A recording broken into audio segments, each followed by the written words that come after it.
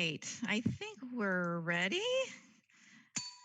I will call the City of Mount Vernon Special Council meeting to order for July 22nd, 2020. We're on Zoom tonight as usual for the last 4 months or so. It's now 6 p.m. There is a roll call of council members. I will call each name to call the roll. Council member Aaron Moberg. Here. Council member Gary Molinar. Here. Council member Melissa Beaton is excused tonight. Council member Mark Hulst. Here. Council member Mary Hudson. Here. Council member Iris Carrillas. Council member Richard Broxman. Here. All right, thank you. Under our consent agenda, we have 2 items tonight. One is the approval of payroll checks, wire transfers, and claims. I would move for approval of the consent agenda. Second. Motion by Mary and a second by Aaron. All those in favor say aye. Aye. Aye. Aye. Opposed, same sign. Motion carries. Thank you. All right. Under reports tonight, we have, as usual, our review of emails from the public, and these are public comments sent via email to the council@mountVernonWA.gov. And so I have a stack here that I'm going to read. We're thrilled to get some comments tonight, and so I'm just going to randomly read them into the record. The first one is from Amy Jury. Some people say if they're a Mount Vernon resident, some people don't. So I'll just go ahead and read it. To the Mount Vernon City Council, I understand that there is a push on the Nextdoor app to get people to email in and push you all to ban fireworks. There are probably 10 to 20 people on there that feel strongly about this. However, there are many of us who love the fireworks. I do not set them off myself, but I absolutely love watching our community come together on the 4th of July and celebrate together. Fireworks are an activity that transcends all social, political, racial issues and is one of the few things I have seen our world come together and not fight in this very difficult year. I honestly think, at least for the time being, banning fireworks would just be one more hit to the morale of many people who are already struggling. This past 4th of July, my family was very bummed and struggling due to the canceled fireworks display by the city and the ban on gatherings of people.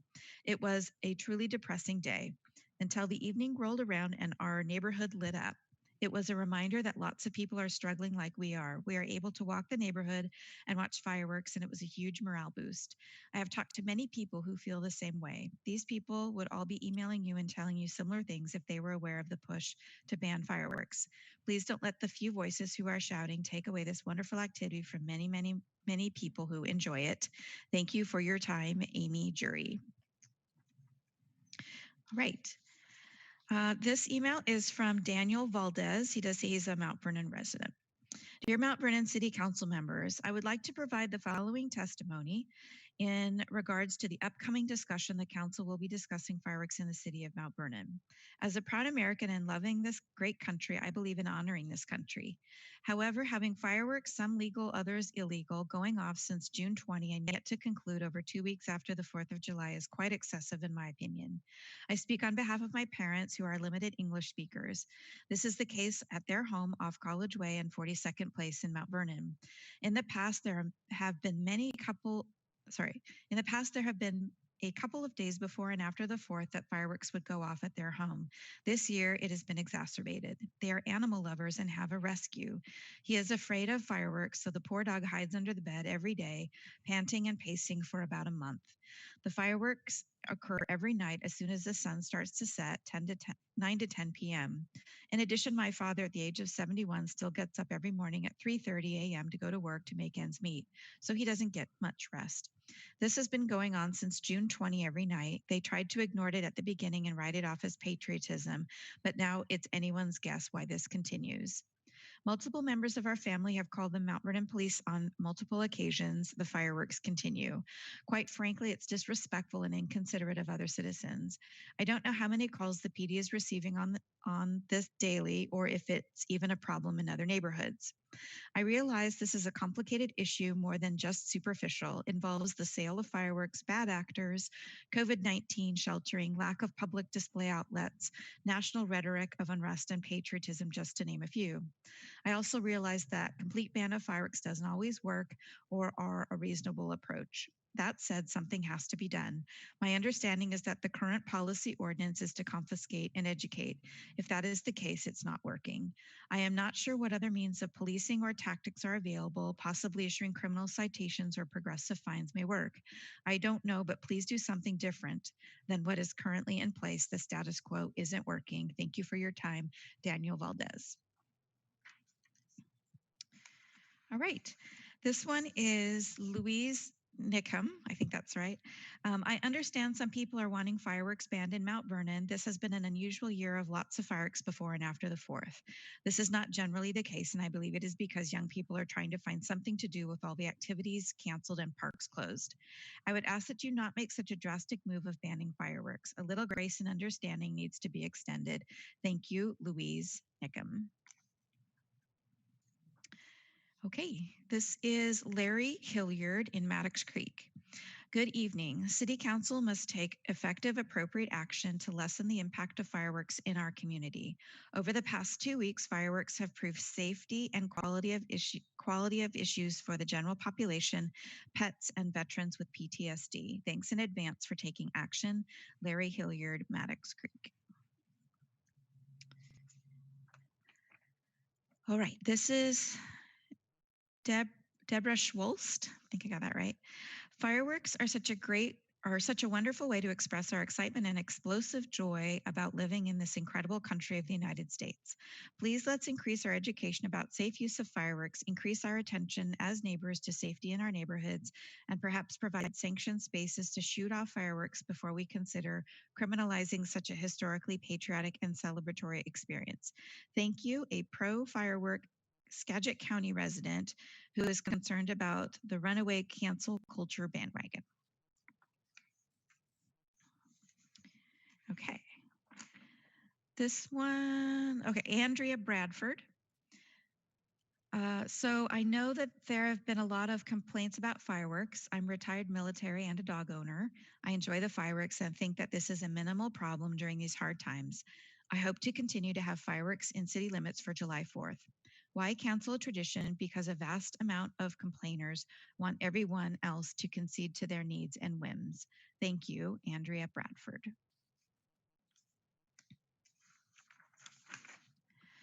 This email is from Sean Fitzpatrick here in Mount Vernon. I am sending this email to plead with the City Council to ban all fireworks in the city of Mount Vernon. This past July 4th was like a war zone. My pets and I were traumatized for a couple of days. Fires occurred. We should not have to live in fear of our homes to be damaged, our pets to be scared to death, and our nerves shattered. I cannot imagine poor veterans with PTSD. Fireworks are illegal in LaConner, Concrete, Bellingham, Marysville, Burlington, and Anacortes. Mount Vernon needs to follow suit. Thank you, Sean Fitzpatrick.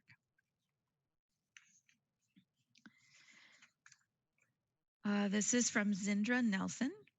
I lived in the city of Mount Vernon for over 15 years, and I just wanted to say thank you for allowing residents to be able to use fireworks on 4th of July. Please continue to allow residents to have that freedom. Folks who are using fireworks safely shouldn't have that right taken away because of other people's poor decisions. Thank you for serving on our council, Zindra Nelson.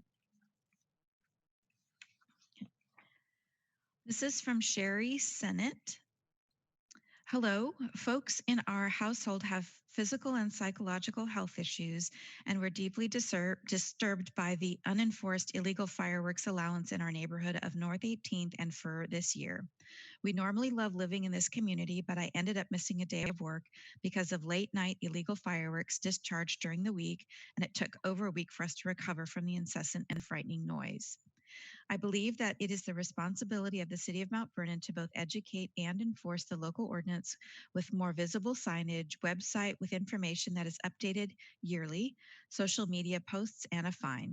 Since fireworks cost both the city and us, the residents, dollars and stress, I think there should be a fine associated with illegal firework usage on the second offense after an education visit, maybe, within city limits.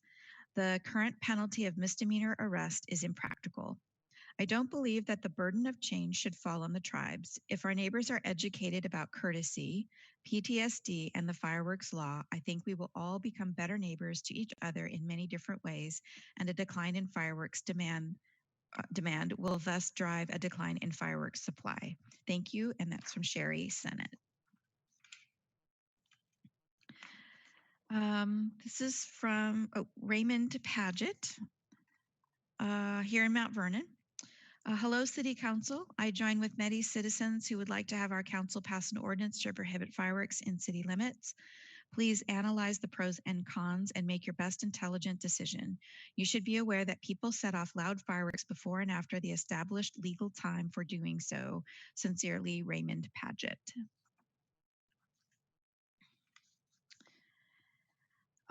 This is from Phoebe Bernard, here in Mount Vernon.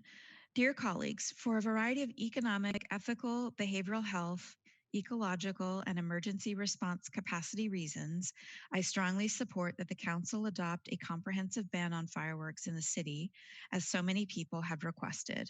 My family and I were appalled at the warlike zone conditions on July 4 this year in Mount Vernon. Many thanks for your leadership of our city. Warmest regards, Phoebe Bernard. Okay.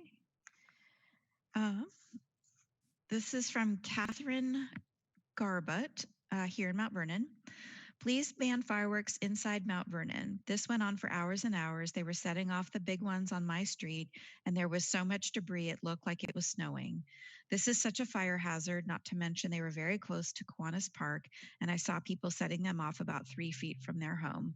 Thank you, Catherine Garbut. Okay. This one is from Phyllis Savage, I think. I have lived in Mount Vernon for 20 years and have never, ever seen such complete disregard for others as I witnessed on July 4. At one point around 10:30, I looked up through my dining room skylights and saw sparks raining down on my roof, not tile, by the way. I then went outside to look around, but it was like a war zone out there.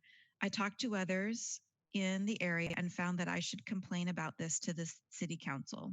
I am 84 and not happy with the way the fireworks went this year. Some other years in the past, it was almost as bad. This year, it was nothing but smoke, sulfur smell, and I picked up 2 bottle rockets that landed in my backyard, one of which was on my wooden deck. Another apparent dud of some kind of fireworks also in my side yard, and continuous loud booms from around 7:30 until after midnight. I resent having to pay $5,600 a year in property tax and not be able to live in a decent environment. This needs to be looked into and changes made. I had read that Burlington and Anacortes have banned fireworks, and because of the close proximity, we are likely finding they are coming to our area to blast away. Please consider this a complaint and address this issue at your next council meeting. We don't pay exorbitant taxes to be ignored, and that's Phyllis Savage or Savage. Sorry, I didn't pronounce that correctly. Okay, we have 2 more. This is from Pam Pedersen. Now is the time to address the reoccurring problem of illegal fireworks use within the city limits of Mount Vernon. These are difficult times for all of us, and I've repeatedly heard the excuse that people are frustrated due to the pandemic, and so the excessive illegal discharge displays were understandable. I would counter that there are even more residents who have been adversely affected by the fireworks, and they are experiencing their own frustrations during the pandemic as well. Compounding this unacceptable event was the early, at least 10 days prior, discharges and explosions that were randomly set off day and night. This caused even more physical and psychological harm to people and their pets. Another excuse that has been stated is that we're already have a ban on illegal fireworks, and there are postings and information about city ordinances that were disseminated to city residents. Well, apparently this current model isn't working. The simplest solution is a complete ban. Maybe it will take a season or 2 of massive fines and citations to get it through people's heads that this is not legal. Other local and regional municipalities have been more fiscally responsible with taxpayer money because of the subsequent reduction in policing and fire department staffing costs responding to complaints, fires, and bodily injury incidents. When people I personally know leave the city on the 4th because their pets and they themselves are subjected to harm directly caused by fireworks, it violates their right to enjoy their home. I've thought about leaving during this time as well, but I'm afraid my house might burn down. To those that say have a heart to heart with your neighbors after calling the police for their persistent illegal fireworks use days prior to the 4th, I say that is a ridiculous idea. It isn't my problem to solve. It's much bigger than me, and the city has a duty to protect all of its citizens. And if you can't do it, then we need to vote in those who will.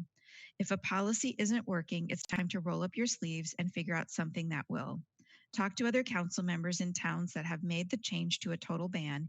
You don't have to reinvent the wheel. My experience with fireworks in the city has been nothing short of horrific. Spent mortar cartridges next to my garage, mortar powder on my front doormat, debris on my cars, a heavily sedated dog, a sick day from work due to the stress that triggered a flare of a health condition, bad air quality complete with heavy metals spewed on my fruit and vegetable garden, and total lack of sleep. Please respect my home and ban all fireworks within the city limits of Mount Vernon. Sincerely, Pam Pedersen. And then we have one more. Hello, please consider not banning fireworks in Mount Vernon. We are concerned about this wave of tyranny in our state and consider it a privilege to live in an area that has had more common sense and freedom. We would like to see that continue, especially as it relates to celebrating our great country. Thank you. And that's from Lori Top.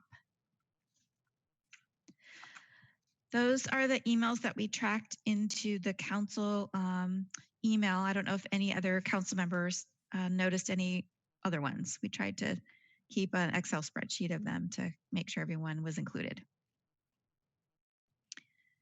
Okay, seeing none others, we'll go along to item B, which is council member comments. Any council member comments tonight? I do. I am distressed to see the numbers for positive tests keep rising in Skagit County. And I know that none of us wants to have to wear a mask. I understand it. I don't like wearing a mask, but I wear it because I want to be respectful of other people. I also wear it to be respectful of my friends' businesses because they are mandated to have masks in their businesses. So if you are one of the people that believes that this is fake news and that we don't need to wear a mask and it's more detrimental to you than not, then I would encourage you to at least think about wearing a mask or wear a mask when you're going to one of our businesses in any of the Skagit County stores, restaurants, anything, because it's they have to keep people safe. They are required to have people wear masks in their establishments. So if we go backwards, which has happened in other parts of the country, those places are going to have to close again, and that could very well be the end of their business. So I would urge people to have some respect for both businesses and perhaps keeping someone else safe. Thank you. All right. Any other council member comments? Okay, seeing none, we'll go ahead and move along. Didn't want to miss anybody. It's hard to see all the faces. Under Mayor's report tonight, I actually had a couple of or a couple of pieces of information I thought I would share. So see if I can do this. Oops, slideshow. There you go. So I thought we would share some good news tonight. We've had a couple recent staff accomplishments, and of course, I don't want to miss any of those. So if directors have any more to make sure I know about, let me know. But I thought I'd share a couple good news stories. So the picture on the left is Jason Brickley. Jason is our Public Works Transportation Division manager, which involves our street department. So when you see striping that's going on right now, they're out there doing that. He also takes care of the Vector trucks, so the little vacuum trucks that you see, and then some of the sewer type lines and things that go around for inspection. So a lot of things that are on his plate. He just completed the Public Works Professional Management Certification through the American Public Works Association. And what that is it's a certification test covering 9 areas of management. So think of professional tests like the bar or CPA and things like that. So he went for this. It covers 9 areas of management, including budget finance, asset management, procurement and contract management, engineering, emergency management, project management, and human resources. So thanks and kudos to Jason for taking that time as a professional development and completing that certification. The other person that I knew was going through a master's program was our police officer, Brian Reed. He works up at our high school. People who know him may have known he was a teacher in the past, but he went back to school and completed his master's in education for adult and higher education at Western Washington University. So congratulations to Brian. Our staff really values continued and professional development, and they're a very valuable asset then to the city for gaining those extra skills. Wanted to appreciate them. Wanted to just give a shout out. Today went on a tour with other elected mayors and Commissioner Ron Wiesen at our Skagit County testing site for COVID-19. This is at Skagit Valley College. I'm hoping all of you that are listening may know about this already. It's open Monday through Friday. It was open from 9 a.m. to 4 p.m. and information can be found on skagitcounty.net. What I was incredibly impressed about today was the volunteers that make this site happen. We're probably the only county in the state that has had a testing site up and running for consistently for this long.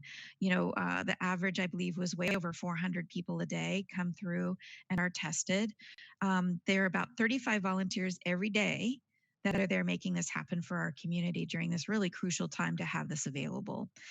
So I wanted to thank all the volunteers specifically for that.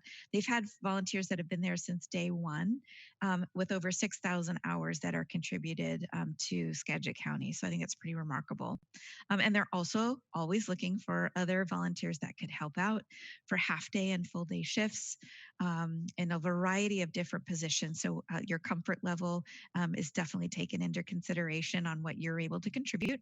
And none of our volunteers there have ever come down or been tested positive. So just huge thank you to the folks that are making that testing site work. A little bit more information about the site and what's offered. Again, Monday through Friday, 9 a.m. to 4 p.m. It is drive-through, so you're guided in different lanes as you show up, and depending on how many folks are there, the wait can be 5 or 10 minutes. And on Mondays, which I'm told is the very busiest day, it could be an hour or two. If you drive up, you do not need a doctor's note. For any reason, you can drive up and have a test. They do collect insurance information for the lab, but they are serving uninsured, so please don't let any of that be a barrier for you to come. What I found out today was they have folks drive in. They can do one person in a car or multiple people in the same vehicle, which they've done. And I think it was between 20 and 30% are people under the age of 18.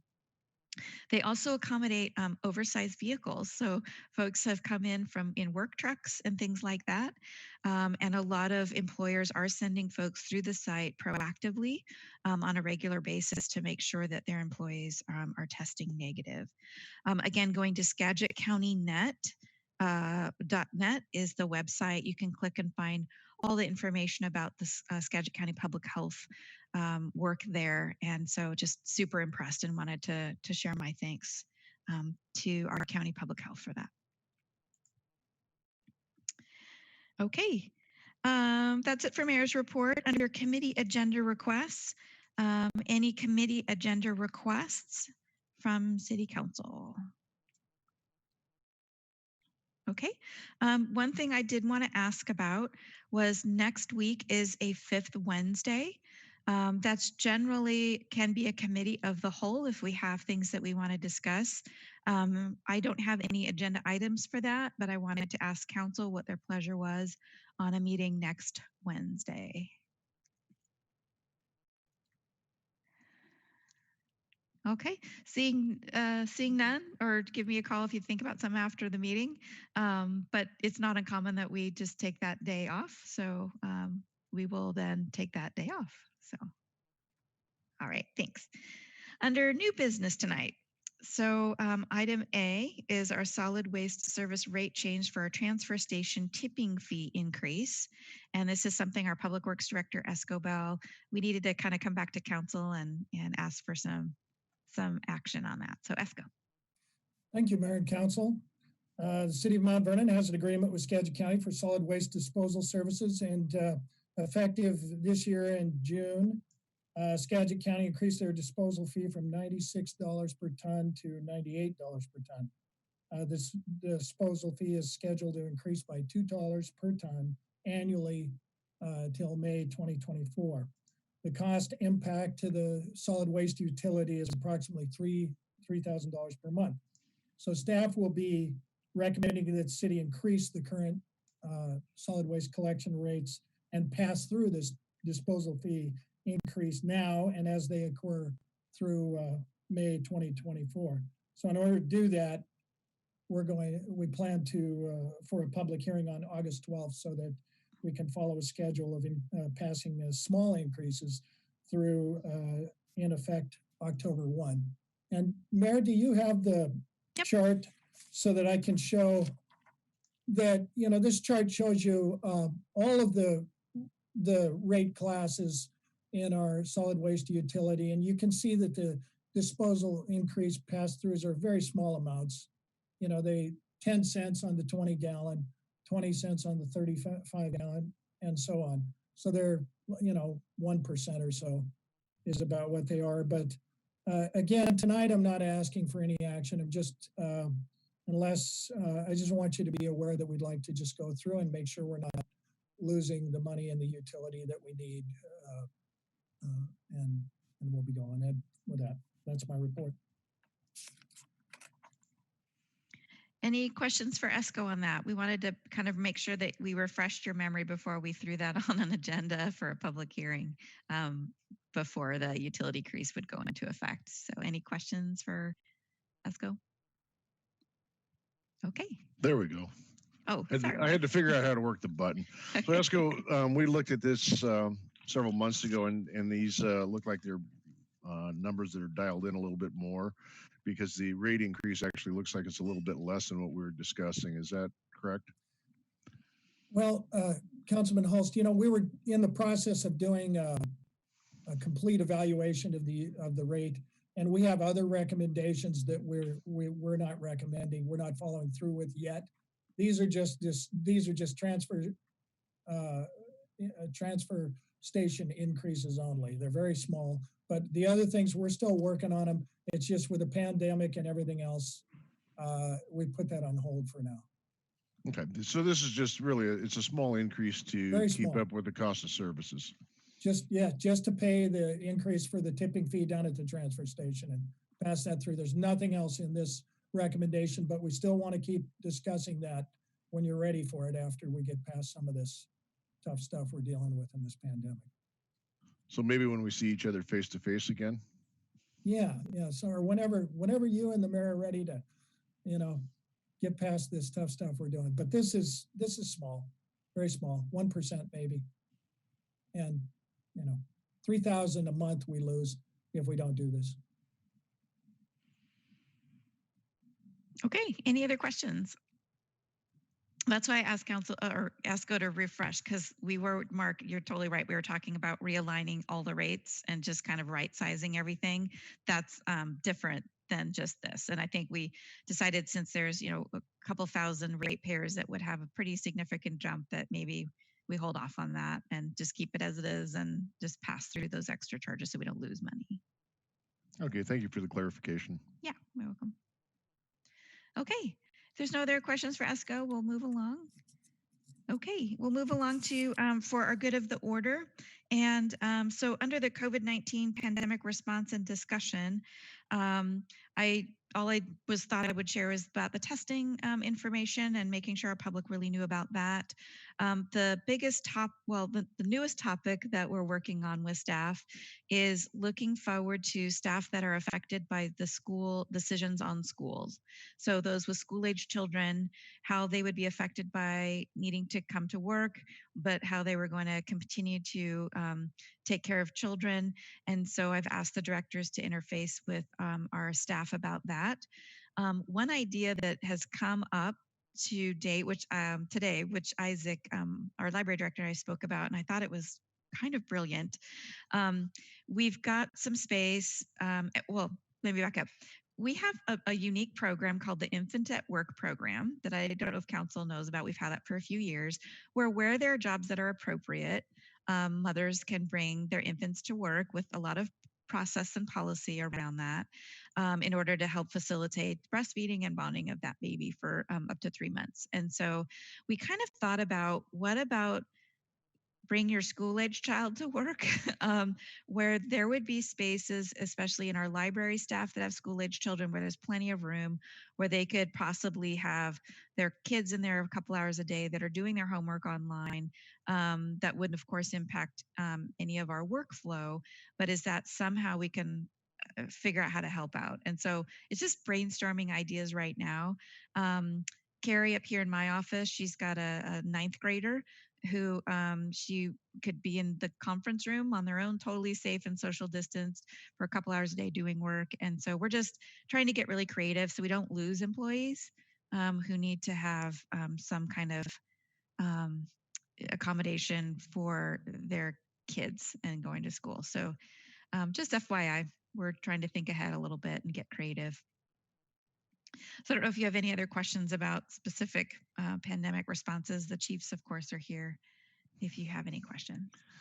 No, the only thing I'd add, Mayor, is that these are some uncertain times for everybody. We don't know what's going to come down the pike next. We don't know when schools are going to reopen, and we do have some good employees. We have some essential employees that work for the city, and if there's some accommodations that we can help facilitate for their school age kids, I think it's something we definitely should look at doing, so we can keep our employees working and make sure the kids are in a safe environment at the same time. Mm-hmm. Yep. We're gonna pioneer something. I think we're gonna try it. I think it's really an awesome thought, and I hope that other cities and the county will follow suit with their employees. I think it's, like Mark said, it's going to be uncertain for quite a while, I believe. And if we can make people comfortable coming to work and their kids are safe, it can't be a bad situation. Of course, it's not like kind of like the infant feeding. It's not appropriate for a lot of the jobs, but there are certain ways that I think we could make some of this work. So. You mean you're not going to let someone take their child on the garbage truck or something like that? Okay. Okay. All right. If there aren't any questions on that, we'll continue forward. So finance update. This is really our finance committee. So I'm just going to turn this over to Doug. And do I have your slides, right, Doug, or were you going to do them? You've got my slides. All right, I'll get your slides. Thank you, Mayor and Council members. Tonight, I was just going to give an update on a few things that are happening around here and just some updates on where we are right now. So for the agenda tonight, I was going to talk about our current revenues, give an update on where we are right now with our hotel and motel tax, and then also I always give kind of an annual update on our investment activity. And then it's that time of year again for the 2021 budget. So I thought I'd talk about the calendar briefly on that. So just moving forward to the revenues. So this morning we had a very nice surprise and we received the largest month the city ever has on sales tax for July. And we got a total, if you can see in the bottom right-hand corner there, of $771,510, which is about $103,000 higher than it was last July. Before you get too excited about that, though, I'm always such a downer. But anyway, even though that was the largest month, just a reminder that a lot of this stuff is more than likely assumed mainly due to the state extending the due dates to July 15th due to COVID. And so I was able to dive back further into those revenues, and about $125,000 of that is actually back taxes. But still, that leaves May collections at about $653,000, which is still pretty good. So anyway, that $771,000 collection, as you see in the bottom, way bottom right there, that just brings us about 3% below where we were last year at this time. And looking at the left side there, that brings us to a total collection of $4.3 million. We're about 158 below where we estimated we would be at this time with our $7.8 million budget, which is just about 3.5%. So, you know, I'm a little concerned. We're getting a lot of information and a lot of reports that are saying that, you know, there's just a lot of stuff as far as the federal stimulus and the $600 weekly unemployment effects that are disappearing could have some really downward trends on these revenues. So I'm really hoping, you know, we can at least maintain, you know, a little higher than what we had projected, but it's still, I think, pretty hard to call. I think nobody really realized the impact on the revenues due to the stimulus and those unemployment benefits as, you know, the state has seen, but we'll see what's going to happen if those are no longer there. I've also included in your packet, as well as in the council finance folder, the sales tax analysis that I showed you, I think last month, just shows the sales tax analysis as well as all those graphs by category. And so if you can go in there, if you want to look at more of that stuff, I thought I would just include those for you to look at instead of going through all of those tonight.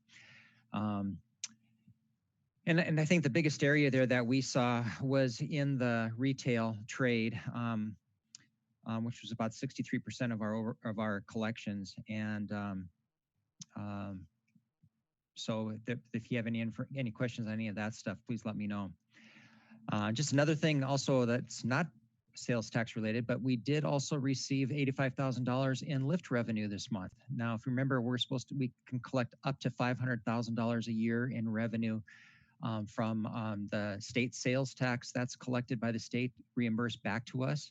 And they're on a fiscal year. So we collected about 203,000 already at the beginning of this year, and then it stopped because we reached $500,000 in last year's state fiscal year. And then July 1 is the beginning of the state fiscal year. So they started collecting it again. So we got about $85,000 this month. So hopefully we will maintain and get that $500,000 in here. So just wanted to give that update too.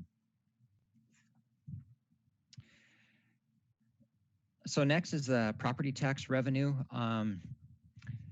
Still a little information here. I don't know if you can see in the bottom right there. I'm kind of missing there, but you'll see that in June, the county actually, what they reported and the revenue that we received didn't match. And so they corrected it in our July collection. So even though you see if there's a 44% decrease in revenues in June and a 1,284% increase in revenues in July. It's just because of that. Because normally we have that huge collection in May, and then June is usually around, $300,000, $400,000, and then it drops in July to maybe like $5,000 to $8,000. So anyway, but that being all said, the bottom number all equates to where we are right now, which is about right where we need to be. We're about less than 1% lower than we were last year at this time. And based off our revenue collection, again, this is only general fund, but our budget for the general fund property tax is $5,049,000, and we've collected 2.6 already. So we're about 40,000 below where we were there. So hopefully the property taxes will continue coming in as we see here. And then next is our transportation benefit district. Again, just like in the sales tax collections, we see the same thing here. We had a large collection for July, which was the May taxes. We received just under $180,000. So that's about a 17.8% increase over last July. Overall, we're about, we collected $877,000 this year, which is about 1.3% below where we are last year at this time. And then from our $1.8 million budget, we've collected about 877 already this year. So we're just about right where we need to be. So hopefully that will also continue to show up. I know Esco sees those numbers and he just keeps thinking on how he's going to spend it. So we'll hope that just keeps up. And then the last thing I wanted to talk about was our real estate excise tax. REIT 1 and 2 combined, We had a very healthy collection in July, which is good. We brought in $142,000, which is about $30,000 less than we did last year at this time. But overall, based off that high collection we got in January, we're about right where about $7,000 higher than we were last year at this time.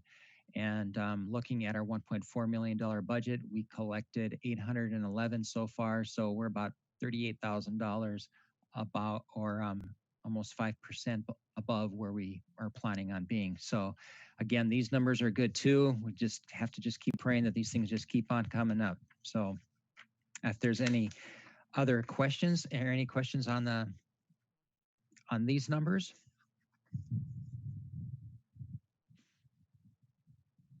Okay, if not, I'll jump in. Okay. And I haven't seen, all the revenue projections, but, for a few weeks I've been asking if we can update the revenue projection estimates that were made, a few months ago for the COVID situation.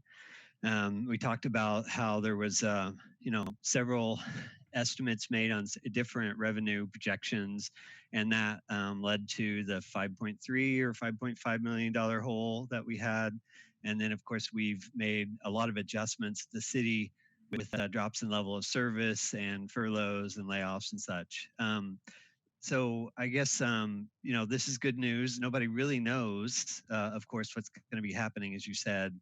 A lot of it is driven by the stimulus funding and other things, the unemployment benefits, and that's still a big ball of wax in DC, and we just don't know what's going to happen with infection rates and business openings and all of that. But my experience is that you just sort of continually update those estimates and see what the trends are, and look across different models to see what the bookends of projections might be. Right now, it sure looks like it's on a better trend than it was. And so with that kind of information, you can, make a kind of a risk-based assessment as to where you can start leaning back into things and what levels of service you might be able to restore.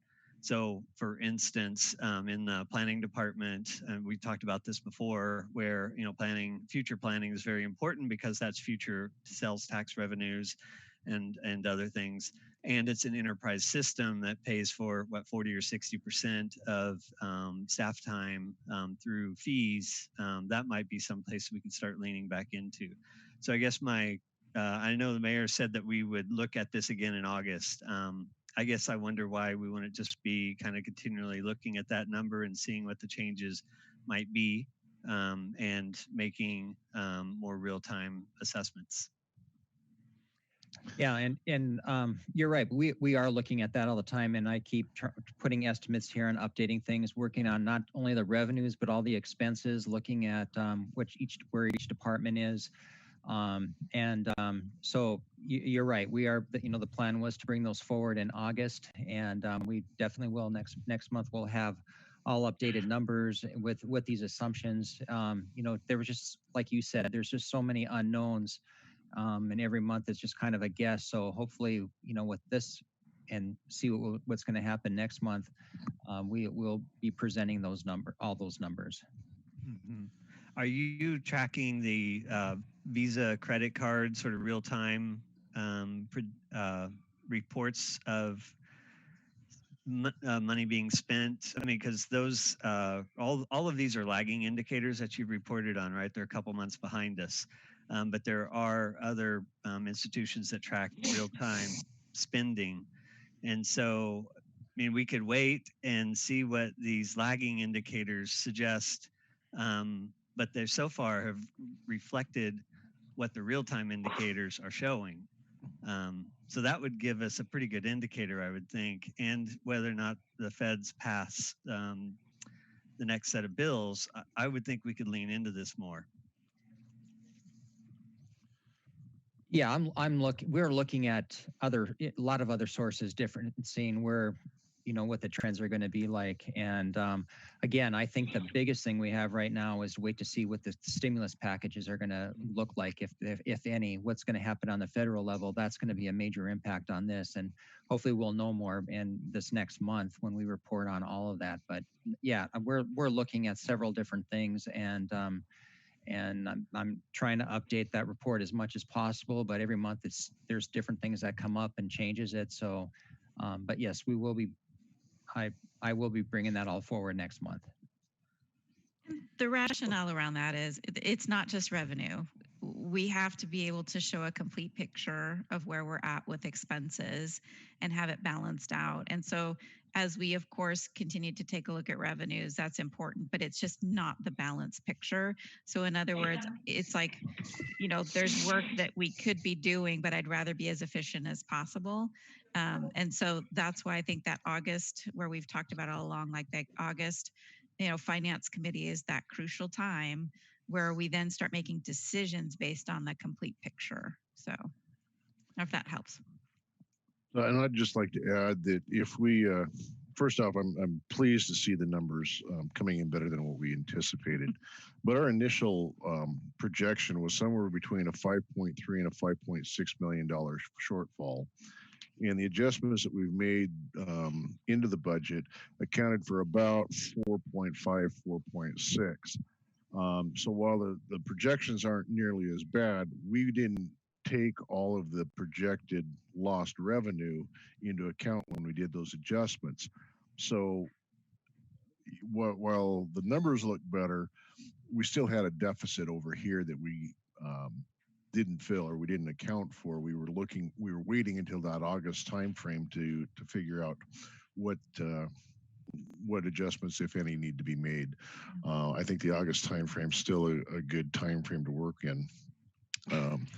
Councilmember Brocksmith brought up some of the enterprise funds, in particular the developmental services, and I would think that our department heads in developmental services, if they had a workload that demanded more staff time, if there's projects that are being delayed, inspections that aren't being done, projects that are being stalled because there isn't enough staff, I would expect them to come back to the mayor and to council and say, hey, this is our situation. These permit fees and these inspection fees and all these other things, they actually pay for staff. So we have a demand from the development community. We would like to have more staff time allocated back to us to allow for us to get these projects done and stimulate growth in that area. And I think that Chris and Rebecca would come to us and say, we have a need, and here's how we can balance that need through the fees and services, or fees and anyway, through the fees. And I would expect that kind of communication with council so that we're not delaying people's home projects or fence projects or deck projects or anything else. Yeah, that's exactly right. Yes, we are looking at that. There was, like you said, there is that deficit that we were looking at. We're working really close with the mayor and all the directors on just that, and that exactly with development services on with their workload and what's happening there as far as employees that were furloughed and the need that's there now. So yeah, you're right on those.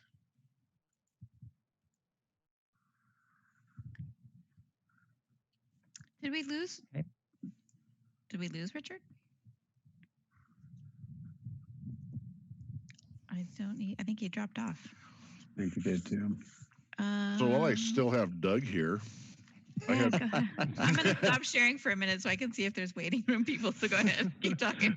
So Doug, one of the areas you and I talked about before of having a report on was in our emergency transport collections. Yes. And can we start including that into our monthly reporting so that we can actually see where that's at? Yeah, I actually did it because just for you. Well, not just for you, but because you had asked for that, and I was going to include it in here. But it's we have that. We've been working with Chief Bryce on collections. We've been what's been reported and what we're actually collecting in our bank account. We've had some discrepancies that we've been working on, and of course we received that huge. We're ahead of things because we received that big balance coming up, or that came up in was it May or June?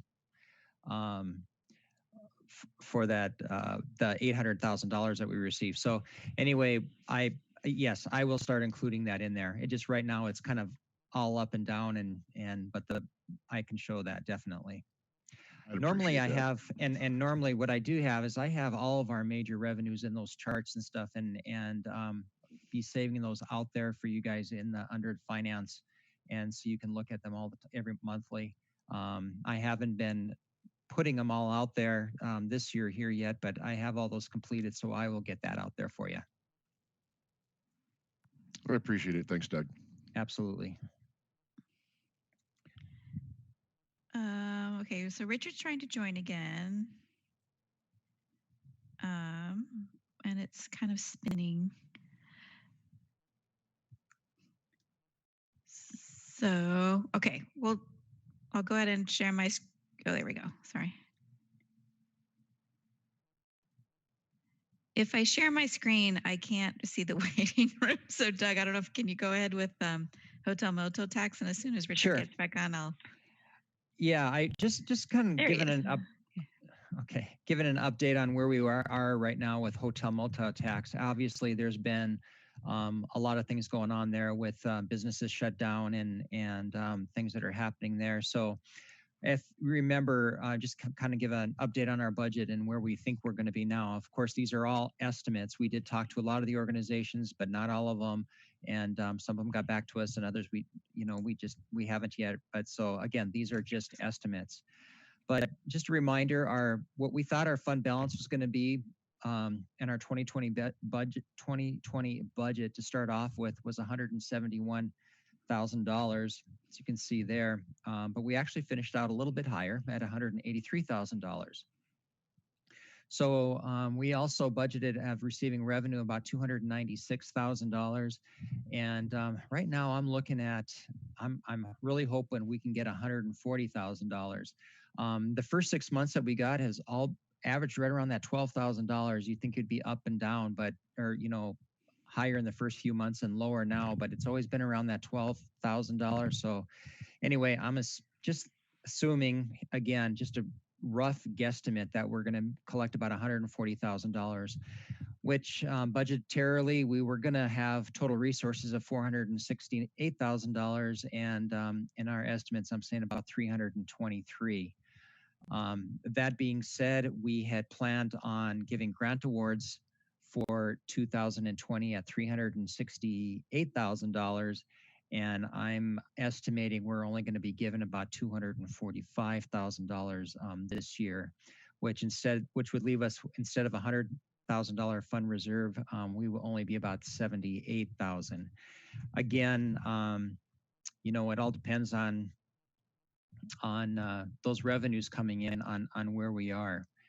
The next slide, I won't go into each line item here, but you can look at, this is what I'm estimating and what we know of. We did hear from many of these people that just said that they're not going to be utilizing any of these grants, and their biggest concerns are, what are they going to do next year as far as reporting and stuff. And I've been telling them they can use their reports for 2019, and we'll continue on and give them and move forward on the 2021 budget. But that being said, this is kind of where we are. Just to name a few here, the Skagit Valley Tulip Festival, they were awarded $13,000. They do all of their advertising, everything way up front at the beginning of the year, and had already requested and we distributed. They did all that advertising and everything, so they did already receive that $13,000. Parks and enrichment, the special events, there's certain things there that obviously aren't happening as far as the fireworks display and the veteran celebration. So that we brought down. Obviously, the Chamber of Commerce is still, their award is still going. So anyway, that's what leaves us down there, what I'm estimating at that $244,000. So just kind of a little update on, where we are there at this point. Any questions on any of that?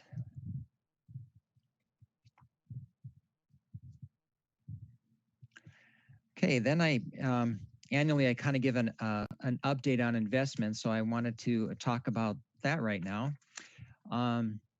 So just a summary of our investments and cash balances. And remember now, this includes all funds. This is our total cash and all of our investments. We did have a decrease in our 2000, and this is as of the ending fund, or excuse me, our ending numbers of 2019 of just about $29.5 million. So a little less than where we were last year. Several reasons why that is happening, why that happened. There were, several projects that went over, particularly like I-5 and College Way had some. We also didn't realize all the revenues that we anticipated on bringing in 2019, and we did spend our full budget. So, and then there's also some things going on as far as timing at fiscal year end with revenue. So anyway, we did see a decrease there to 29.5. Our investments stayed up at, went up about $100,000 in 2019 from 18. So you can see an increase there. Our LGIP, which is our local government enterprise pool, that's operated by the state treasurer, and that's really kind of almost like a cash. It's a very liquid investment that the state offers for us. They do the investing, but we can take things out when we need. And then our cash ended out at $6.4 million. And the next slide is just kind of a reminder of that, the city doesn't do this all by themselves. We do work with TVI, Time Value Investments. And so really TVI I've been working with as long as, before I was here, we were using TVI. They manage kind of our whole portfolio as far as tracking things. That's easy when we need to buy and sell. We do everything through them. Just makes things a lot easier. They're they provide a lot of education on public funding as far as investments are concerned. They're a source for questions. I'm calling them all the time, asking questions, what's going on, and then they do provide some reporting tools. They talk a lot about the market and the treasury rates as well as predictions of the Federal Reserve. And just kind of an FYI, which is the Federal Reserve members right now are, they project out voting what they see is going to be happening in the future, and they really think that right now things are going to stay where they are right now, pretty flat through 2023. There was 2 members who actually are thinking it's going to go up in 2023 by about 0.5% to 1%. But anyway, so that's kind of discouraging. But again, they're very helpful. One of the nice things that I really like about what they do is anytime we have a bond that matures or is called, they provide several different options of what we can do. They never push or lean for anything. It's kind of the city's decision on how we're going to do it. And again, it's they're a very valuable source, and I really appreciate the service that they provide for us. Again, just FYI, I know everybody knows, but being a government, all these bonds are federally funded. There's no risk to these bonds. It's just see what, do the best that we can do with them. So right now, just kind of showing you our, just by a bar chart there, our investments at the end of 2019 was at 29.5 million. You can see the investments there were up. Our cash was a little higher, but our LGIP, which we took out to increase the cash, is where we are there. Interesting though, on the next one, talking about our interest yields and earnings, as you can see here, the city's been working really hard the last few years of really trying to work on this portfolio, bringing up using the advantages that we have with a really good market going on the last few years. Our looking at 2019, our yield at the end of December was 1.92%, which was the highest yield that the city has well, as far as I could see, has had. So that was really a good thing to have here. LGIP at the end of the year was at 1.78, and but looking at first of all, like all the earnings and stuff, the interest that we collect all year round, at the end of the year, it all gets distributed to each individual funds based off of their monthly cash balances. So that it all goes to all the funds. Looking at the general fund interest for 2019, we went from 152,000 to 186,000. And then total interest earnings, though, look at that, went from 275 to $873,000. That's a good thing, but let me kind of explain what that all means. Actual interest was $454,000, but in 2018, we kind of operated in our bonds and several years before that too at a loss, and there was $179,000 loss. This is unrealized loss in 2018, but 2019 we actually had an unrealized gain of 145,000. So, and that was a net increase of 324,000, which gets moved into our interest. So that's why you see that big jump. Instead of the 275 to the 455, it went to 873. So we had a really good year with our investments, and TVI was really pleased. They compliment the city all the time about the what our portfolio looks like, and it's been really good. I'm really happy to see what and I'll show that in the next few slides here.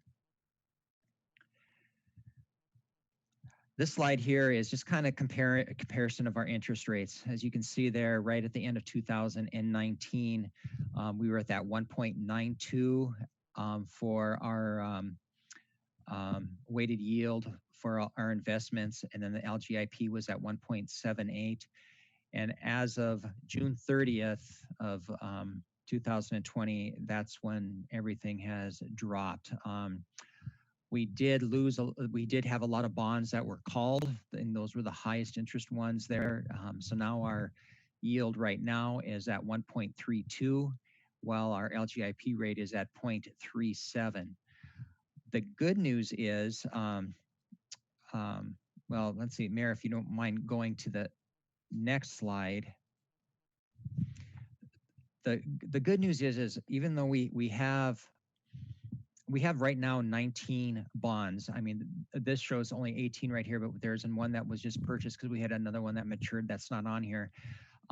Most of our called bonds have already been called, except there's 3 there that you can see right smack in the middle with 3 dates there, which means those can be called, but everything else we will keep till maturity. So we are going to be collecting that higher interest rates that we have in some of and those, which is really good move for the city. TVI was saying that this is we have the city has a really well managed portfolio here and is looking really good. What this slide is showing in those bars there is that that we have a really nice balanced portfolio. You know, when bonds mature, we have to look at several different things on when we're going to do investing, is looking at the interest rates of the different bonds, but also the bond timing, making sure that we're keeping a really balanced portfolio. We don't want a whole bunch of them to mature in 1 month when it happens to be a really low interest, and then we have to reinvest at a really low time. So this is what TVI says we want to be looking at. We see this kind of a trend from the 0 to 3 months to the 4 and 5 year bonds. And then lastly, and I apologize if I'm talking real fast here, and I'm sure everybody's picking up everything I'm saying here, but this slide here is something I think the city should be really proud of. TVI said that this is the only portfolio that they have that is showing this like this. We currently have, if you look on the very bottom right column there, almost every single one of our bonds is operating on an unrealized gain. Right now, as the end of this was of June 30th, we have about $586,000 of unrealized gain, with only one that has $901 negative in the red, and all the rest are black, and that's what we want to see. So, even though there's things we can do because of the market, I'm feeling really confident and feel really proud of what the city has right now as far as our investments, and unfortunately, as they mature now, as things mature, we're going to be getting those at lower interest rates, but that is what it's going to be. But I think we really use the last couple of years high market to invest in the right bonds, and feeling pretty good about what we're seeing here. So I'm sure there's absolutely no questions on that, because probably any questions on any of this? I also sent this report. I forgot to tell you. This report is in your packet. I forgot to put it in earlier, but I did sneak it in there right before the meeting. So the whole report that we received from TVI, which are more than these last two slides, are in your packet. If you want to look at those, and if you have any questions, just give me a ring. And then lastly, and very briefly, like I said earlier, it's that time of year again for the 2021 budget, and just wanted to go over the calendar here. The department heads and managers are currently working on their 21 budgets.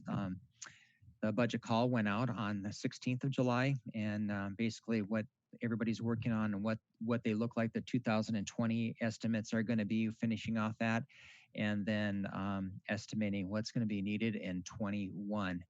I know these dates I just put in here, but I know things can be adjusted. But if we stay to this, we could approve the budget. I gave all the directors and managers an extra week to work on their budgets, and then also gave us an extra week to approve the budget to November 18th.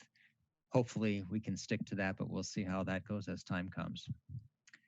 So other than that, that is all I have tonight. Hardly wait, Doug. Oh, I'm so excited. Oh, I bet you are. Thank you. Any other questions for Doug? All right. It's really good news about the investment portfolio. And what Doug doesn't say is that as the finance director, that's his job, to work with TVI and make those decisions. And since he came on board, he really has worked to really balance that portfolio. And so I think a lot of credit goes to him for the position that we're in, which is way better than a lot of cities on those investments. So thank you, Doug, for that. Okay. Now we'll move into our fireworks discussion. This was something that Mark had asked for, and I'm sure other council members had wanted it as well after public comments that we received. And so what I thought we would do tonight is Kevin is our city attorney, has just a couple slides to remind us of what that code is. Chief Kamek and Chief Bryce are here to talk a little bit, and then we can go from there. Certainly wouldn't expect any kind of decision, since there's a lot of things to consider. I do know that council, we did a kind of a presentation on fireworks laws back in May of 2019. And so anyone that is interested, and maybe I'll put that actually on the website for our public to hear, as not only links to this meeting, but also links to that other meeting might be helpful. So that's where Kevin does a little bit more in depth on the legal parts of it. So with that, Kevin, you want me to pull up your slides, and we'll go from there? Does that sound good? Thank you, Mayor. Okay. Good evening, Council and Mayor. Tonight, the Mayor asked me to take just a brief amount of time to just kind of give you a high-level legal landscape of the law and where we're at today and how we got there. So we have about 4 slides. If this looks familiar, it's because it is. This is basically slides that I've taken from the 2019 presentation that I find are relevant to just the core summary of fireworks law as it pertains to Mount Vernon and the state of Washington. I'll get to it in just one second. Sorry. There we go. So, as you know, and the public may be aware, Mount Vernon's organized as what's called a code city, non-charter, strong mayor form of government that grants us the broadest powers under the laws of the state of Washington. However, if there is any doubt as whether or not Mount Vernon can enact regulation that further restricts fireworks, it's written right into your state law. However, there is a caveat to your ability to further restrict fireworks. That is that, as you know, it cannot take effect until at least 1 year after the adoption. So as it stands today, even if you were to adopt a law, be it a ban or further restriction, that law would not take effect for this next 4th of July 2021. It would be July 4, 2022. However, beyond that, you have much discretion as how you would handle under your police powers, time, place, manners of restricting fireworks. Without such regulation, the minimum standards are set forth in state law.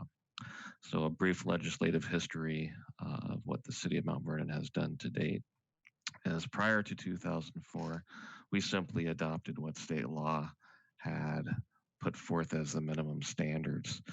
In 2004, there was a legislative process, at least one, to the best of my recollection, public hearing, maybe we wanted to do in terms of further regulation.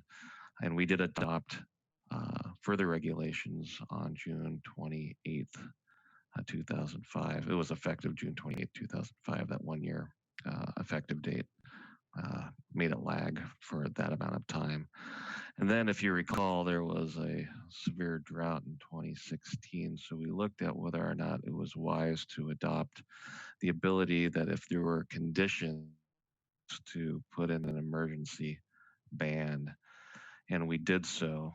And that in 2016, an ordinance basically allowed us that when there were conditions that was a reasonable, articulable belief that they existed where there was a severe fire hazard between wildland and urban interfaces, that the mayor can make a recommendation and the council can put in temporary emergency orders prohibiting fireworks to address that type of fire hazard. And that's where we're at today. So what have we done in terms of actual substantive further restrictions? Well, it's basically time, place, and manner restrictions. What we've done is we've limited beyond what the state allows, what type of fireworks are allowed. Not only did we adopt the state definition of consumer fireworks, we provided a greater definition of what fireworks would be allowed in the city. But in general, it is what used to be called safe and sane fireworks back when those were effective. If it goes up or it blows up, it's likely prohibited in the city of Mount Vernon. The penalties that we put in place for violations of our fire code were civil penalties, and they were a penalty scale: $50 your first offense, 100 second, 150 third, 200 for or over. And if you would disobey the emergency ban that we put in place in 2016, that's a $500 fine. Beyond that, the state law allows you to discharge fireworks on many dates, New Year's Eve, and what we did was limit our ability to allow our citizens to discharge those consumer fireworks from 12 to 12 on July 4th itself. And when you could sell consumer fireworks was further defined.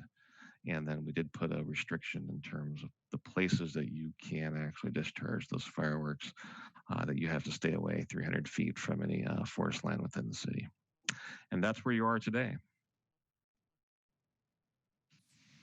Okay, any questions for Kevin on just a quick reminder of where we're at today? So Kevin, I look at where we're at today, and it's kind of a mix out there with folks. There's a group of folks out there that want to completely ban fireworks. There's a group of folks that enjoy setting fireworks off with their kids or their grandchildren.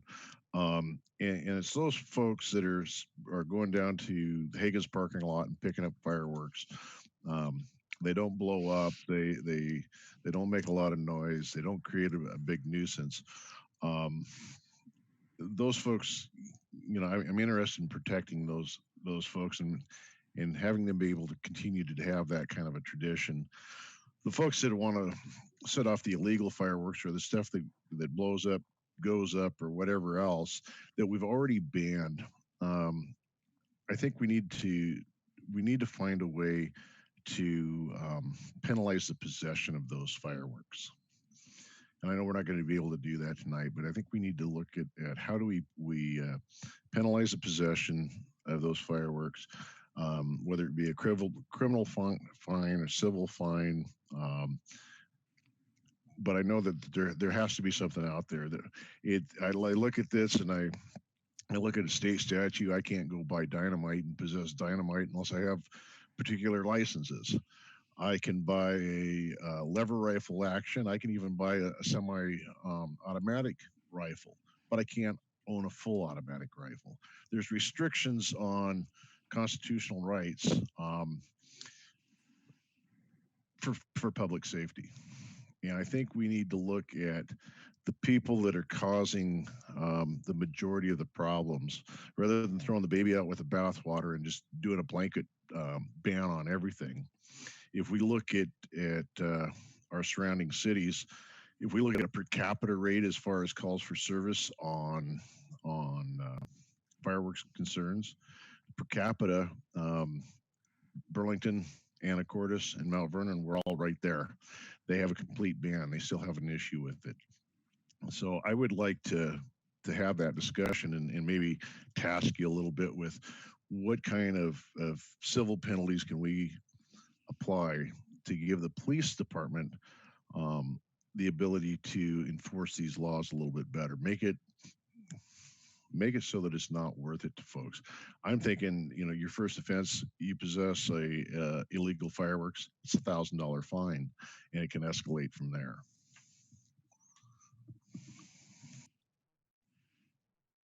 Certainly, that's a policy decision of the city council. You have, the minimum standards in state law, so those would apply. But if for anything that violates the provisions of your fireworks regulations, which does not constitute a violation of state law, you can not only do civil penalties, but you can, if you decide it as a policy decision collectively, you could go up to 364 days in jail and a $5,000 fine. Just simply something you could look at and decide. I think it's something that has to have some teeth to it. Folks that if they're looking at a $50 fine and they can go over and spend, several $100s or several $1,000s worth of fireworks from outside of the city limits and bring them into the city limits and set them off, a $50 fine isn't much of a curtail for their activities. So I think that the penalty for violating our ordinances needs to be more severe. Okay. I agree with that, Mark. I'd like to avoid a ban because I don't think that it will have the desired effect that people think it will. But I would like to take our time with this decision and really think a lot about it and get a lot of opinions from the community too on ideas. Aaron, I'm glad you brought that up because as a matter of fact, the mayor and I talked a little bit earlier today. And what I'd like to see is that council form a committee of 3 council members, include some of the public comments that we've had, some of the folks that have submitted public comment on both sides of the table. And I would like to invite council and these folks to kind of put together a study session, work with our city attorney and see what we can do to include the public in the decision that we make, but come to some kind of a resolution to better penalize the law, or better penalize those that are violating the law. It's an idea. I think the mayor likes the idea of putting together a committee, and I'd like to suggest that to the council. I would like to say that after this 4th of July and after that, I was ready to ban everything because I live in an area where the loud bangy things go off days before and are still going off just a couple days ago. I'm tired of the noise. I don't personally, I do not get the concept of having to blow something up and make a loud noise. I'd rather look at the pretty things than the loud noise. So um, I'll be honest, I was ready to say I'm done because there are people out there that just don't care about other people and the trauma or just the whole big picture of terrorizing neighbors, dogs, kids, whatever. But I do like your idea of a study session or a council, 3 council members and some of the members of the community. I would like to add that I would think it would be a good idea to have either Chief Kamek or someone from the police department sit in on that too, as they are going to be the ones enforcing anything that we decide that we want to do. That would be my only request on that one. Yeah, I would leave that up to the discretion of the mayor. I think Chief Kamek, Chief Bryce, city attorney, and whoever else may need to, from staffing, that may need to sit in on that to give us some guidance and some input. I think that those folks need to be included. I think council's got a good process. Oh, sorry, Gary, that we've done in past. The most recent is the Voting Rights Act group that kind of met. There was city, council members involved, but then there was residents involved. There's kind of a set study, agenda items to make sure that you're doing comprehensive work and open things up to public, listening sessions. I think that's a fantastic way, and this council has done that. So, sorry, Gary, interrupted you. Oh, no problem. Yeah, this whole thing is very frustrating because obviously, Kevin, when you're talking about, yeah, you can do whatever you want. I guess I want to know is, yeah, okay, well, I can throw a $5,000 fine on this, or we can, and then what happens? That goes to the judge and he just throws it out, because it seems like most of the things that we've been trying to do, they're just getting thrown out of court, and so it's like, well, why should the police be out there writing tickets if they're just going to get thrown out? So if we're going to go down this road, and we better have it at least be a little bit foolproof, that they have an opportunity to write the ticket and actually get a result from it at the end of the day. That's a good observation, Councilmember Molinar. There is always resources spent when you proceed to enforce that. If it is appealed to the courts, that we would, depending upon the policy decisions, apply resources, have a prosecutor there. And then if we don't like the judge's decision because we don't think it was made appropriately under the law, judges aren't supposed to arbitrarily make decisions. They're supposed to do it based upon the law and the facts. Then we could appeal those to the Superior Court.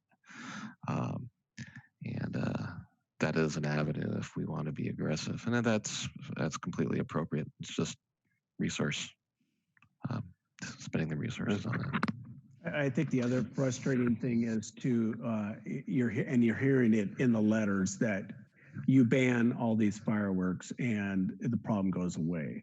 And like Mark said, I was driving back from Sandwich Island and Burlington was going off, they're banned over there, and so, on some of these things, unless you do just put the hammer down with all our police force and heavy fines, you can't pick stupid.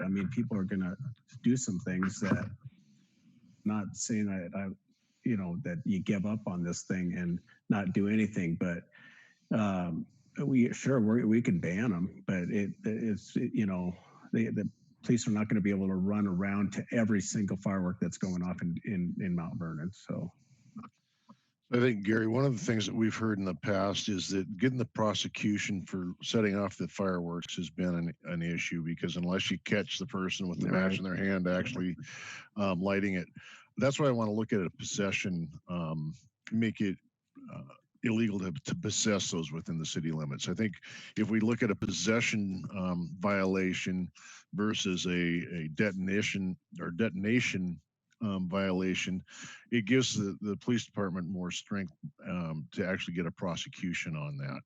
So that's kind of where my mindset is let's not say if you set it off and we catch you, you're in trouble. Let's say if you possess it, it's illegal in the city limits of Mount Vernon, and we're going to catch you and we're going to prosecute you. So that is definitely one thing in the laundry list of stuff that a study group could take a look at. I think Chief Kamek is up next, and he's going to talk a little bit about staffing, and then looking ahead, whether there's any change in what the code is or not.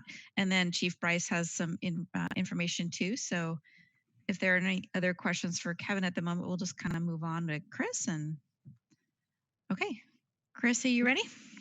I think so, Mayor. Let me just bring this up to help. And I did have some connection issues, so let me know if you don't hear me. So just to give you an overview of the fireworks season from our perspective, this just gives you a historical perspective of the June 28th through July 5th period as far as how 2020 stacked up. Clearly, 2020 was a different year for a lot of reasons mentioned already. July 4th fell on a Saturday, which puts it in the middle of the weekend, which means, you know, Friday you have lead up time. I think the COVID sheltering, families were looking for, you know, all sorts of outlets and activities. That was demonstrated in our neighborhood patrols with the amount of families that were literally out at curbside and street side and in their yards celebrating. Also to the inability to attend public events. I know in the city of Mount Vernon's case, you know, we would exceed 1,000 people, I think, at those. So a number of different factors, I think, affected the call period for us this year as well. When you look at July 4th itself, here's a similar graph. July 4th was a little bit higher, but there's been other years that have been higher in there too. It fell more in the range itself. And again, July 4th is the day the current ordinance provides people a time period from noon to midnight to be able to legally display fireworks. Just some context, if you will, for us. July 4th, that was twice the daily call load for us. We had 115 calls that day. In addition to the firework calls that we responded to, we had a weapon offense that turned into a domestic complaint. We had 2 males fighting with a female that we went to. We had a bicycle injury accident. City of Burlington went to a rather large party that turned into a fight, and they made a countywide agency help call that we went over to help them with. We had another weapon offense we responded to. There's a fire, I think the Chief Bryce will mention, down on Virginia Street that we had to staff for traffic control and those sorts of things. And then we had a handful of other complaints, burglary, domestic, some removals and vagrancies. So fireworks isn't the only calls for service that we're going to on those nights. And this is true too for the days leading up with our extra staffing that was on, which I'll show you in just a second. As it's been pointed out, this gives you just kind of a countywide perspective of fireworks calls that went on. Unincorporated Skagit there in the upper left, and then Anacortes, Burlington, and Cedar Woolley. So everybody appeared to be celebrating. Some steps that we took to address the issue this year. We continued our public awareness and education campaigns earlier on.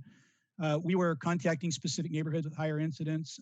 I heard in the public comments a little bit earlier, a neighborhood that was specifically emailed into us that we were pointed out to earlier on. So we tried to provide some extra attention to that neighborhood during the timeframes that they indicated through that communication. We had information up on our city website, our Facebook. I also know Parks Department, Mayor's Office, and other city departments were using social media. Our CSOs were making individual neighborhood contacts. Our park rangers were covering our park ranger was covering our parks and trail and downtown areas. Our peak activity probably started at about 7 p.m. on the 4th, on the nights leading up, and then our heaviest call volume is really running about 8 to midnight. We had patrols on earlier, but again, with July 3rd being a Friday and July 4th being a Saturday, this is when we were most heavily staffed. That was there. And again, this is much heavier than we have for normal staffing. And we had extra staff on to address specifically fireworks calls and complaints as we could. And as it turned out, especially on the 4th, with the other calls that I mentioned, it was beneficial having the extra police resources on because we used them. We had 51-ish intentional contacts for fireworks activity, and this is just kind of how it separated out. In 27 of those cases, we couldn't locate the individual or the activity had ceased before we got there. We gave warnings in 15 cases. We had two of those involved directed police presence neighborhoods that were pointed out to us. We had 2 voluntary compliances when contacting neighbors who did disposals. We had a neighbor who actually contacted a neighbor in one incident. They resolved it between themselves. We charged an individual with assault that started with a firework complaint. We had a criminal investigation we did for someone damaged a porta potty. And then we had one incident that was reported to be legal fireworks. And then we had a citizen that had just, of these 51s, one was just a citizen requesting information about the laws and stuff that we provided to them on. Just a couple of quick takeaways. Again, 2020 was definitely just a different year with a number of different forces and factors at work. Really felt that the COVID sheltering had an impact this year for people's behaviors and changes of behaviors. We think that the public displays clearly have shown to be an effective alternative for folks as opposed to doing neighborhood-based level things. And speaking about the illegal fireworks, we have influence over our local stands, and we can do prevention efforts through them and corrective measures there. But outside the city on banned fireworks, we don't have any control over that supply on our end of it, which makes it challenging because then we can only address the demand. And we've always been more successful when we've been able to address both sides of that spectrum. And I think as the community comments show tonight, there are divided community views that we deal with when we're out in the neighborhoods and when we're addressing citizens and their use of these fireworks. And they're on both sides of it, and we're sensitive to both of those issues that are going on there. Just a couple of things, I think, takeaways, again, looking forward to next year, just because it appears that, you know, there was a reverting back to more of traditional family style fireworks in neighborhoods, perhaps starting our prevention efforts earlier in June, rather than closer to the 28th, as we had done this year and in previous years. We didn't have a fire marshal this year with COVID, and in past years, we've done some police fire partnered patrols to expand our staffing capabilities as well. And those have been effective in the past. I think we should, you know, at least revisit that for next year. And then some more assertive actions in the period of that June 28th up till the 4th for some of the behaviors that have been described and the activities that are there.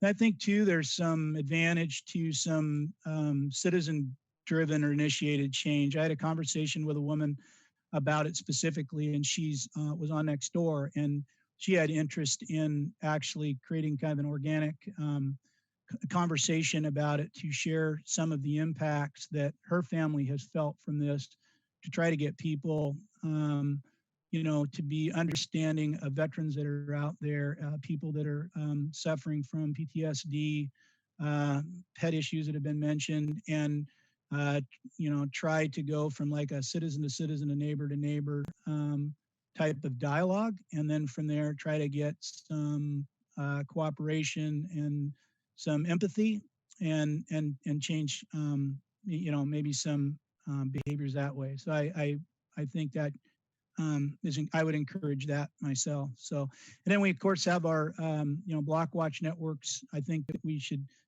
tap a little heavier with communication next year, and pointing out some of these things, because they have a whole network amongst themselves.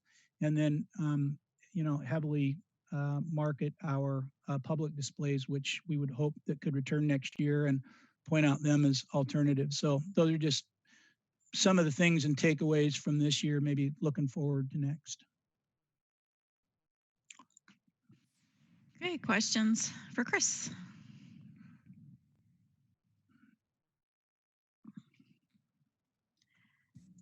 Okay, a lot of information there. We can move. I'm not sure if mine's for Chris or Kevin. I mean, one thing is the you know, it's hard to catch people red-handed, and the point that Mark brought up about maybe moving to focusing on possession.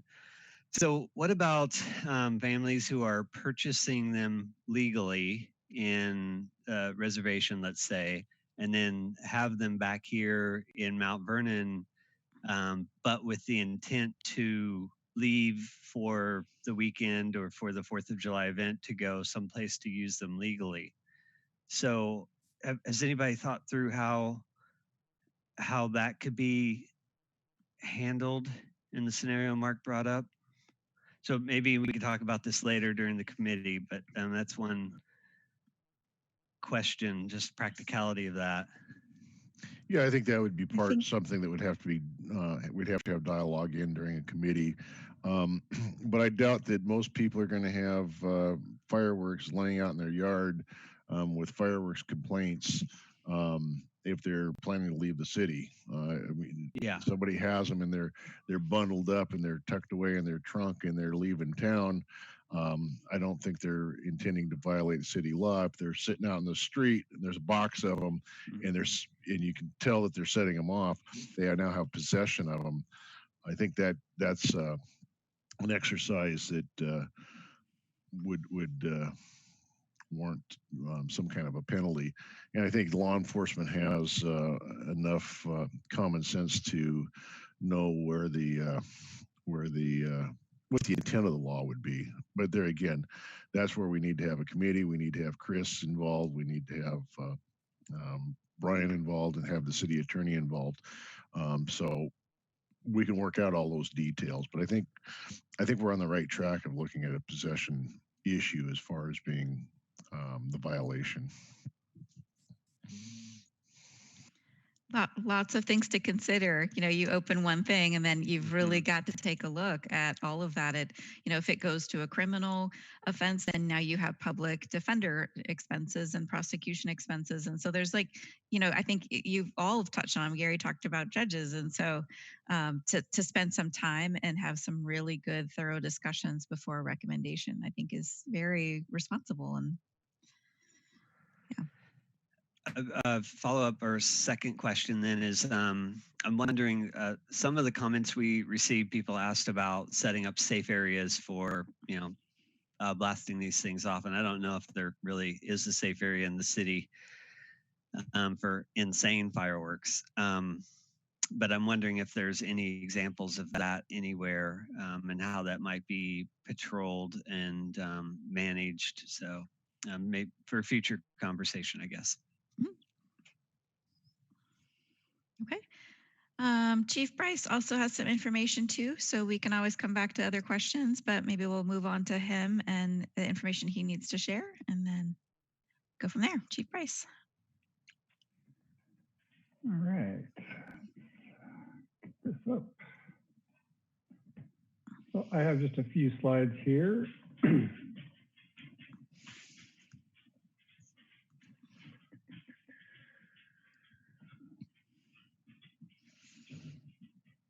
computer's running a little slow today, so just bear with it real quick. So I just want to kind of go over a little bit. And I'm going to go back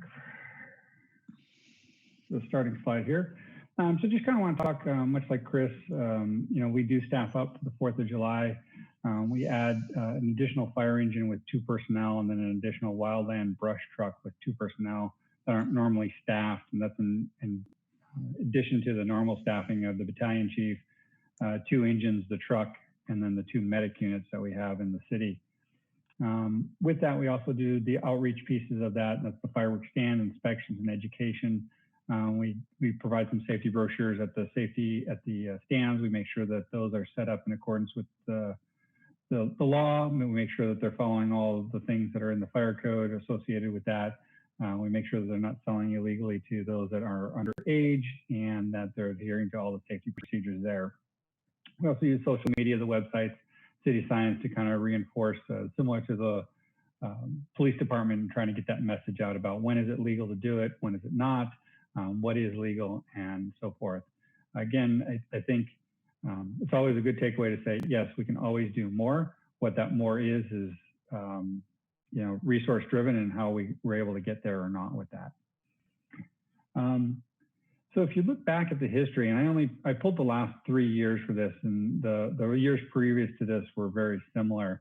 In relative comparison, we average now approximately 20 calls per day on an average. So July 4th is usually a little bit slower of a day for us, but that doesn't take away the potential that's there and also the severity of some of those calls. And so if you look back, July 18th, July of 2018, we had 11 calls. In July of 19, we had 14 calls. However, this year was different, as Chris also had illuminated too. This year we had 27 calls for service. Was that the COVID? Couldn't tell you that was the specific thing. Was that the lack of the fireworks show? Couldn't tell you that was a piece of it. A large call volume was related to our EMS call volumes. And then we had just one very devastating fire down on Virginia. We had a couple other small little brush fires that were started by fireworks that we were quickly able to put out. But again, the one that was down in Virginia was started by a firework, and it started in the trees that were there, and then that quickly spread to the home as far as that goes. It's not uncommon. Going back to my first year here, back in 2017, we had a small brush fire as well. So again, we see that consistently on the 4th of July, and that's why we staff up and we're able to manage that. And we've been fortunate to keep it confined to those areas. I did try to do some additional reach out to the hospitals for their reporting with regard to any injuries that they receive. They don't have the 2020 information yet, but Skagit Hospital was reporting that last year they had 8 walk-in injuries related to fireworks. I do have a couple other documents too. I'm happy to share if you're interested, from the NFPA and consumer products related to fireworks and generic across the nation, where those injuries or incidents are occurring from. Again, just information for the council. Happy to share it in that committee. I think that's a good place to have that further discussion and dialogue about what does it really mean, along with some other articles either relating to pollution, air pollution, and what that means. Like I said, very short presentation. The police department takes the bulk of the enforcement on that.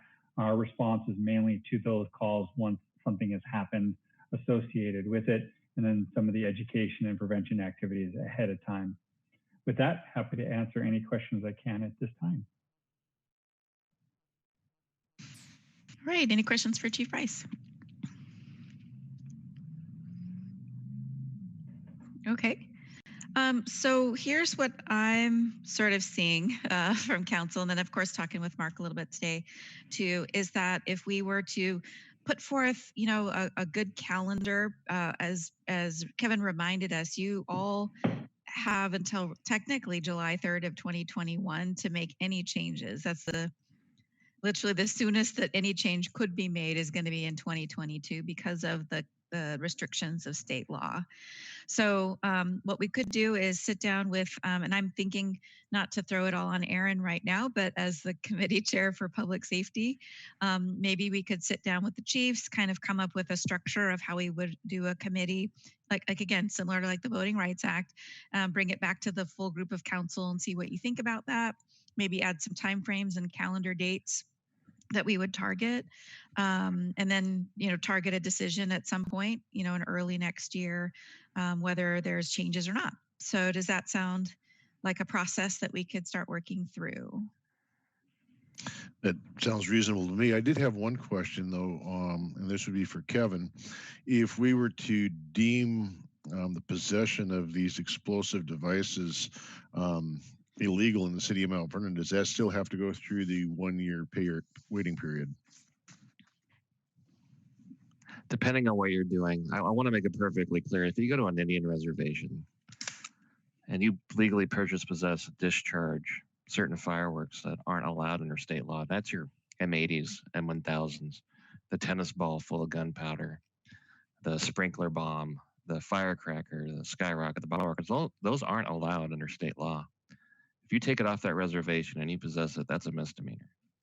You're not allowed to do that. If you possess more than 1 pound, that's a gross misdemeanor. Now, in order to build that case, the officers are going to have to establish probable cause or have in plain view established either the probable cause through plain view or through a warrant or an exception, the evidence to charge that. But that's in our code now.